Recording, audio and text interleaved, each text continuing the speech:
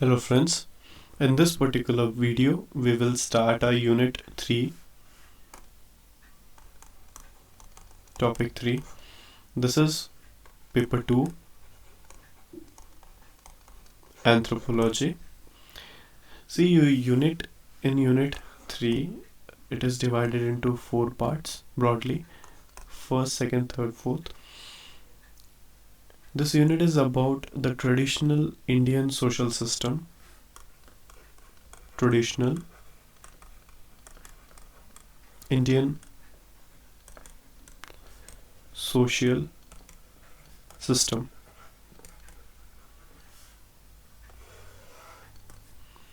In the traditional Indian social system, we will start our topic with the structure and nature of traditional Indian social system, which includes Varnashram, Purushartha, Karma, Rin, and Rebirth. These are the topics that we will finish in our first lecture. Then we will move to the topic 3.2, where we will start with the caste system in India, its structure and characteristics. We will discuss the concepts such as Varna, caste, theory of origin of caste system, dominant caste, caste mobility, future of caste system, Jajmani system, tribe caste continuum.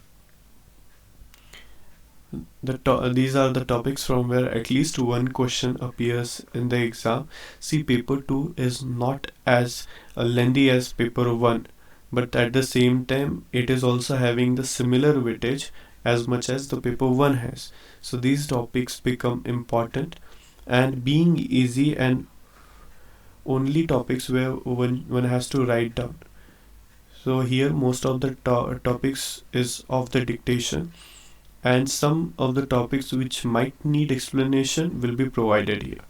So thank you for watching, and let's start the topic.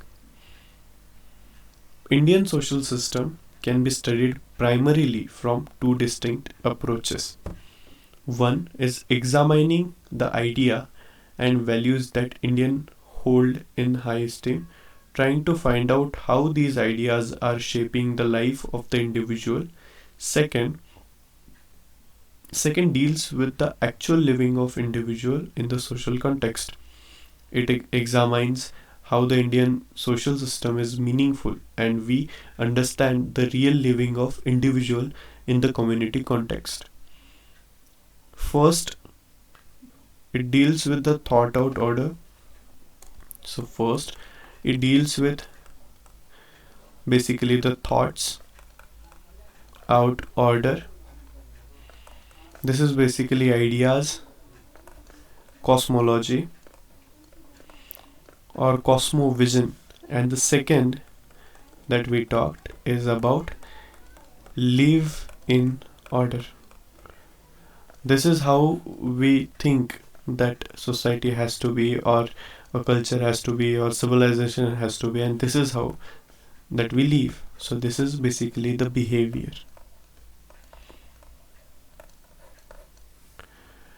So we will divide first and second into such a way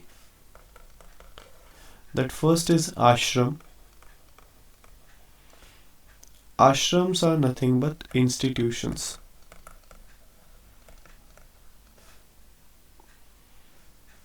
Right. First will also include Purushartha, which is an idea or thought out order. But how we live comes here, institution, and how the things has to be, it comes here in first. So ashram, Purushartha, karma, rina, and rebirth or punarjan. This comes in first, that is thought out order. The second comes here in the second, that is live in order, or how we actually behave in society. The topics which comes here is institution, group, and society. So this is what it comes here. One of the famous sociologists, P.M. Prabhu, sociologist. P.N. Prabhu is of the opinion that Purusharth and Ashram are closely related. So he says that Purusharth and Ashram are closely related.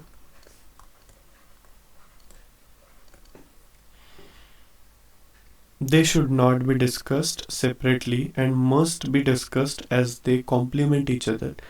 There are not two distinct institutions.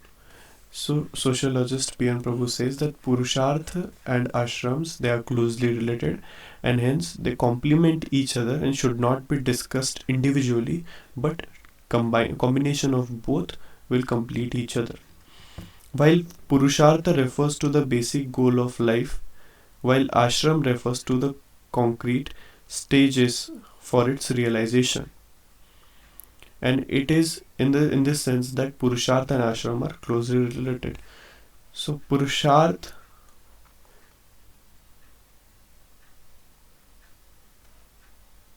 is for the realization. Right. So moving forward, Purushartha concern itself with understanding, justification and management and conduct of affairs on an individual life. So Purushartha is about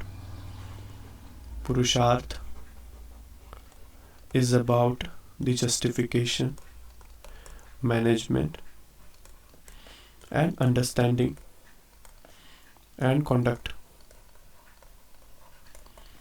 of individual life. According to K.M. Kapadia,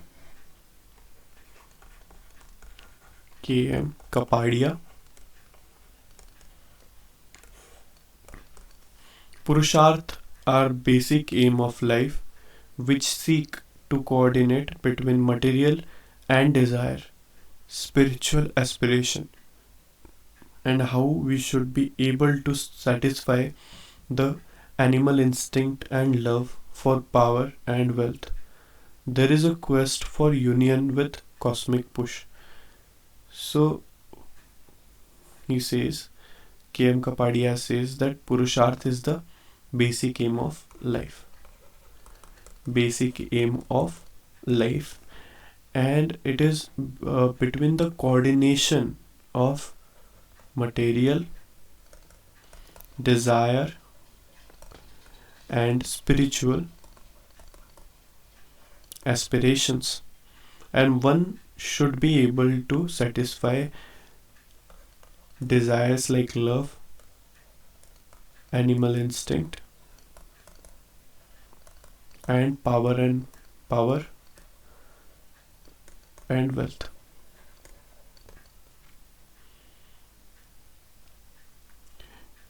In this matter, Sri Aurobindo says that there is a duality.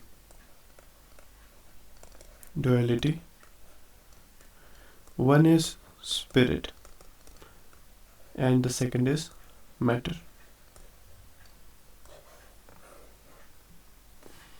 Purushartha comprehends life as a whole and not in the segment. It tries to understand the hopes and aspiration of humanity and its acquisition and enjoyment of life, its sublimation and spiritualization. Purushartha is a blueprint of Indian life. So basically, Purushartha is the blueprint of Indian life.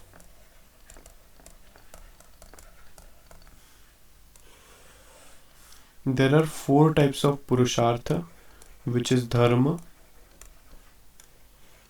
Artha,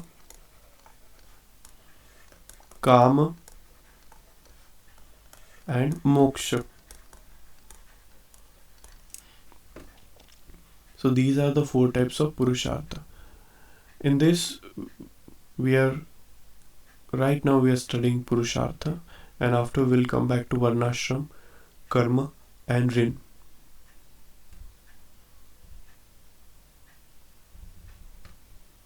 Okay. Now moving forward, all these Purusharth do not have same rank. Some of them are end or goals while some of them are means. So we will start with one, that is Dharma.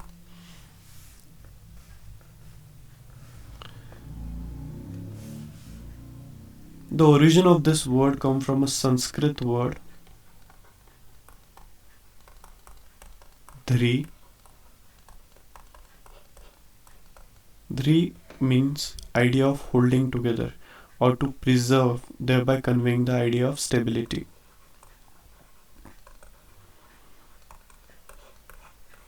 So Dhri means the idea to hold together.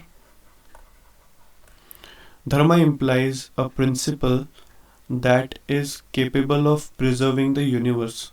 Everybody has their own dharma, and by adhering to one's own dharma, we contribute to the preservation of universe. So this is nothing but the idea of functionalism. Functionalism, which means that a principle that everyone has their own role and everyone has their own dharma. That is, by adhering to one's own dharma, we contribute to the preservation of universe. We will write down a name of a scholar, K.M. Kapadia. So according to K.M. Kapadia, dharma provides the link between artha and kama. So he say that dharma is basically a link between artha and kama, in the sense by telling us that they both are means and not end in themselves. The end is moksha. So artha as well as kama, these are not ends, right? These are means. But what is end? End is moksha. The end is moksha. Artha plus kama in together with dharma will lead to moksha. So this looks like this: artha plus kama with dharma. Artha plus kama with dharma will lead to moksha. Dharma provides an orientation for acquiring wealth through right code of conduct. So dharma will provide you orientation for acquiring the wealth, but through right code of conduct. It also gives us a direction, acquired emotional and sensual gratification. So it also acquires us with direction, emotional, sensual gratification. We will write down a name of another scholar, D.P. Chattopadhyay. D.P. Chattopadhyay says, Dharma helps us to groom our inner being, our inner potentiality. It is groomed properly, it prevents us from wrongdoing. So Chattopadhyay says that Dharma is something which grooms us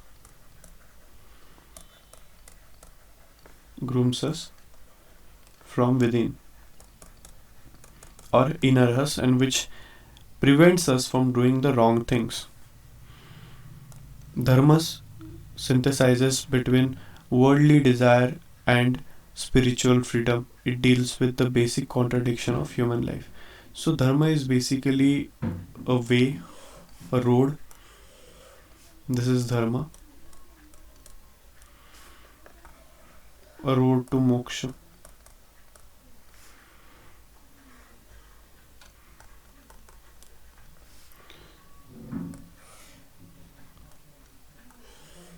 So this is a cycle.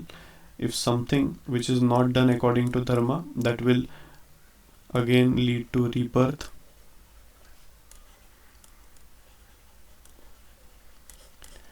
In this lecture, or probably the next, we will draw a diagram of it which explains this teaching better. The next thing here is Artha. Artha deals with the economic and material aspect of life. According to P.N. Prabhu, Artha refers to all means necessary for worldly prosperity, such as wealth and power. So P.N. Prabhu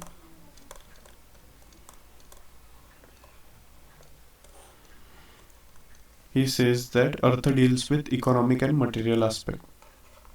Economic and material aspect of life.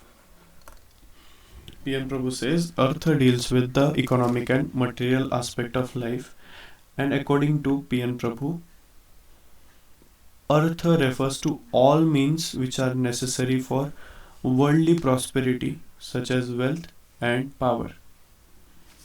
Artha provide access to material bliss. According to K.M. Kapadia, Artha refers to acquisition or acquisite instinct. Artha also refers to enjoyment of wealth. So Artha provides access to material bliss, and according to K.M. Kapadia, Artha refers to acquisitive instinct, and Artha also refers to enjoyment of wealth. Artha is acquired or required for maintenance of dharma. Artha is required for maintenance of dharma. If a person is having wealth, if a person is not having a wealth, then the chances of doing something wrong increases. Artha is necessary for spiritual unfolding because it is the only through Artha that the basic minimum need is fulfilled. So basic minimum need is fulfilled through Artha. There is a need theory by Maslow's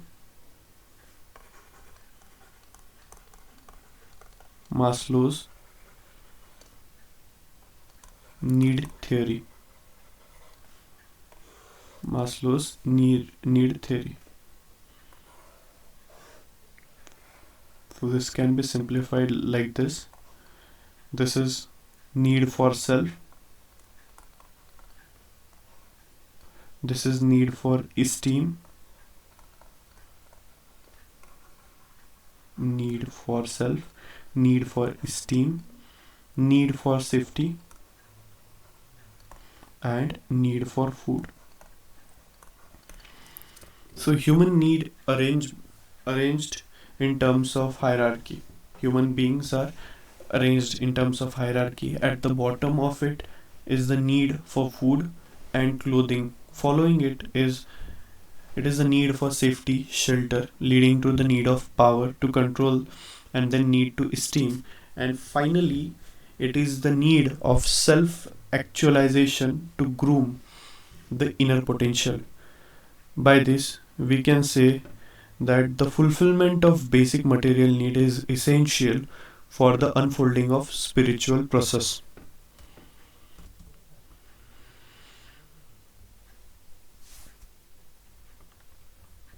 According to Sri Aurobindo, now we'll we have discussed about the need theory.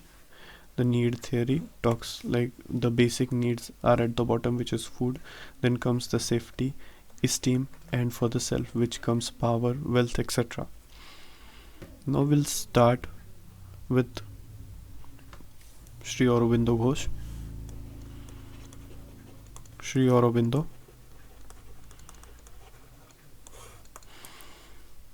Artha is a force or a weapon. Unfortunately, it has been taken over by the forces opposing divinity. So there is a need to conquer Earth from those forces and being it under the divine control. So basically, Aurobindo is providing us with a spiritual angle. He says that Earth is basically, it is a force or a weapon, but unfortunately this has been in a hand of the people who are opposing the divinity.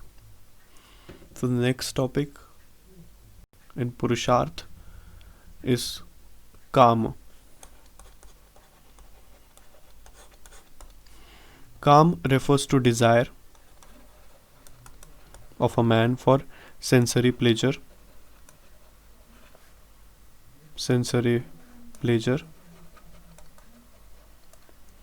enjoyment and sexual gratification. Sensory pleasure, enjoyment and sexual pleasure. According to P.N. Prabhu,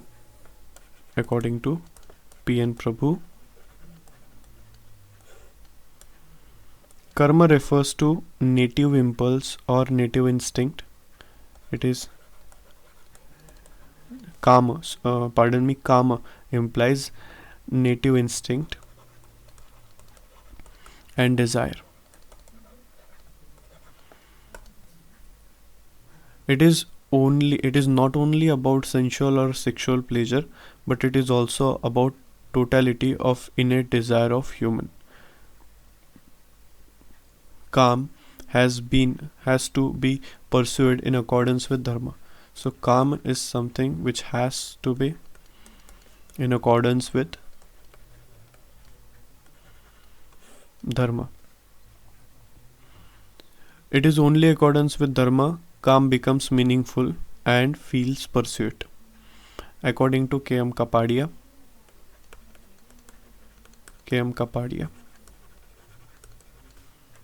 these two names, P.N. Prabhu and K.M. Kapadia, will be important for this unit, that is 3.1.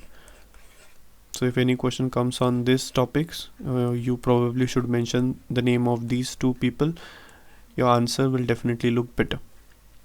According to K.M. Kapadia, Kam not only refers to instinctive, liberalized or sexual dimension of human being, but it also refers to creative and aesthetic pursuit.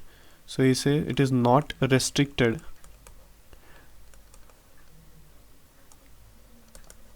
or limited to the sexual dimension, but it refers to creative and aesthetic pursuit. All these activities such as music, band, fine art, culture, sculpture, etc., all these come under Kam. All these three Purushartha enrich the inner and outer life of man, and the well-being of individual depends on the harmonized relationship of these three. These three are called as Trivarga.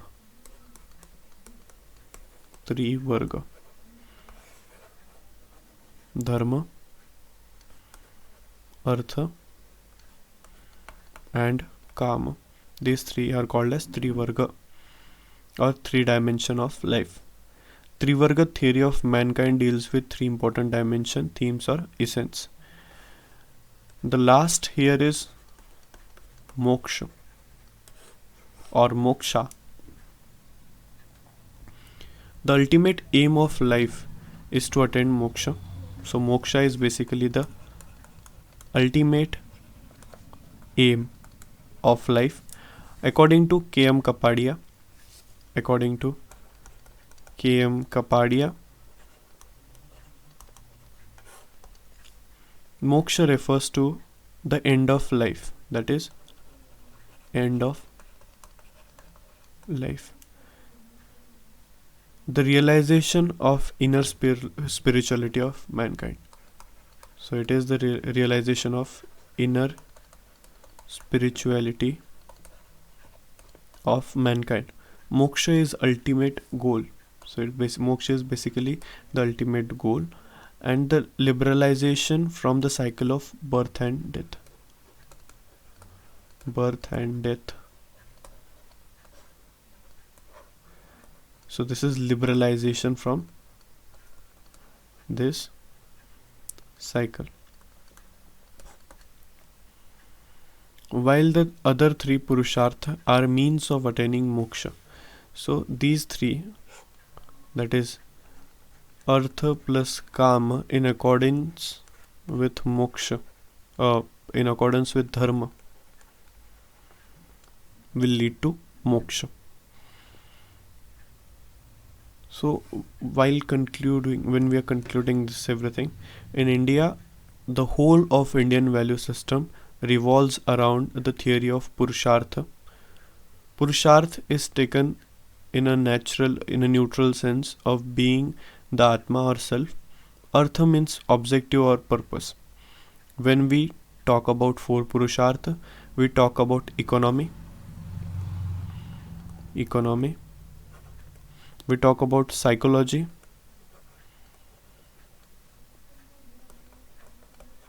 Economy in Artha, psychology in Dharma, and morale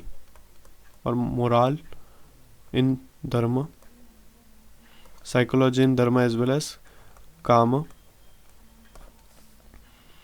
and ultimate values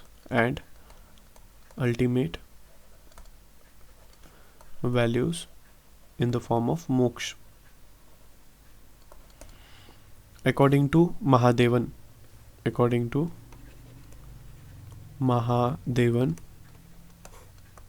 Indian philosophy is essentially a philosophy of value.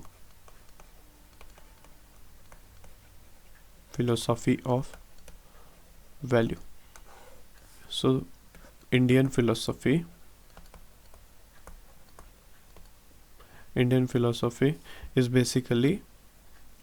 is essentially the philosophy of values.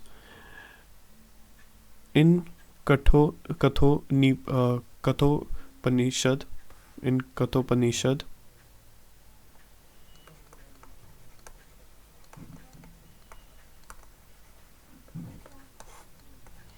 Indian philosophy has distinguished between Preya and Shreya. Preyas and Shreyas. Preyas means pleasant, and Shreyas means good. Some of the practices gives us pleasure, that is Preyas, and some of the practices gives us good, that is Shreyas. But the contradiction comes in is that everything which is pleasant may not be good. So everything which is pleasant may not be good.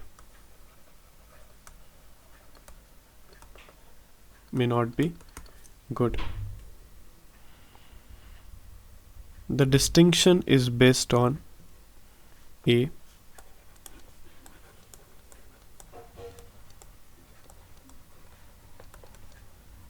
permanence, that is whether it is same forever or not. Second, on the basis of leading towards self-realization.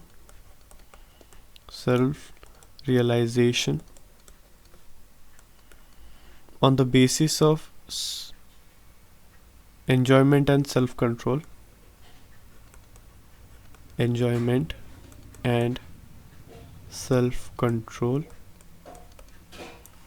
and bhog and sanyam.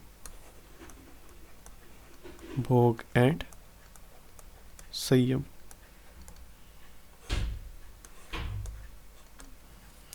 Based on these four distinctions, one can differ or differentiate between Shreyas and Preyas.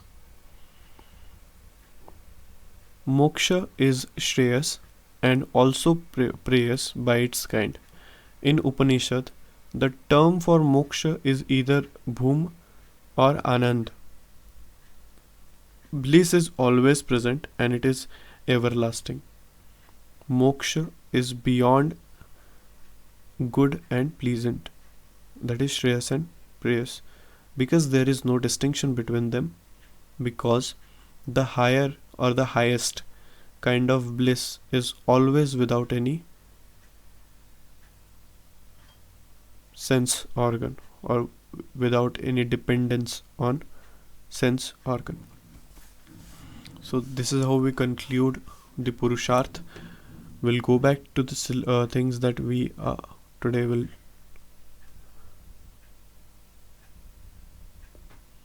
So in this particular video, we talked about Purushartha.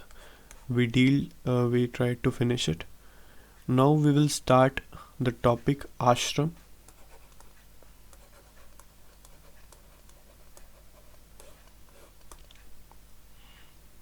And then we will complete the topic ashram in our next video. Stay tuned. Thank you.